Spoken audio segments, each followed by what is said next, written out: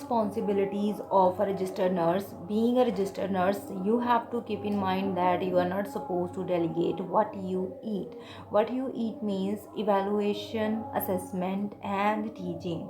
Registered nurses, whatever you are going to evaluate, like something is trending, something is changing, you if you have a patient in the ER department or in the ICU whose vital signs are keep on changing, though the patient who is not stable, you are not supposed to delegate the work of evaluation on any LPN or UAP for that patient. You have to evaluate the patient's condition by yourself only. Next is assessment. Assessment should always be done by a registered nurse, especially the primary or the initial assessments. Secondary assessment can be done by other personnel. Primary teachings should always be given by a registered nurse. Next area for patient delegation. So what kind of patients you have to assess by yourself. Following are the patients that registered nurse or a nursing in charge should not delegate to LPN, LVN, or any new graduated nurse who is not experienced. First patient is the new patient who is newly admitted in the unit, patient with unstable vital signs, patient who are returning to the floor after any procedure. It could be a surgery, it could be a procedure like a colostomy, it could be a diagnostic procedure like patient has undergone ERCP, angioplasty, CABG. You are not supposed to delegate these patients to LPN, LVN, or unexperienced or newly graduated nurse.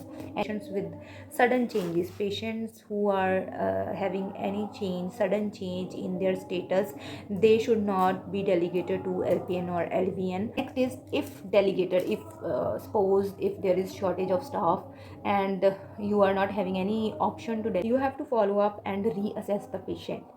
This you have to keep in mind. This is your responsibility to reassess the patient and to follow up what LPNs, LVNs can't do. So first is no IV push medications. Next, no central line drug administration is allowed to be done by LPN or LVN. It is the work of registered nurse. No blood transfusions should be done by LPN or LVN. Next is no titrating the IV line. You are not supposed to change the IV line or IV drip rate. Next, LPN, LVNs cannot start IV line, but they can maintain the IV line. So it is in their scope of practice. So no interpretations are delegated to LPNs or LVNs. You might be thinking what LPNs and LVNs do. Works that LPN or LVNs can do includes first thing, secondary assessments. I have already told you that primary assessment should always be done by a registered nurse, but secondary assessments can be done by LPNs or LVNs. Next is secondary teachings can be given. LPNs can administer subcutaneous injections to the patient. They can continue to monitor after once patient is admitted, once primary assessments are performed. Next is they can maintain the IV line. Remember, LPNs are not supposed to administer IV injections to the patient. IV can only be given by registered nurses, but they can maintain the IV line. So this is all about what LPN and LVN can do and can't do. Next are the UAPs. So UAPs are the unlicensed assistive personals. They also work in the hospital setting as an assistant. So the things that UAPs can do includes they can assist the patient with ADLs, that is activity of daily living.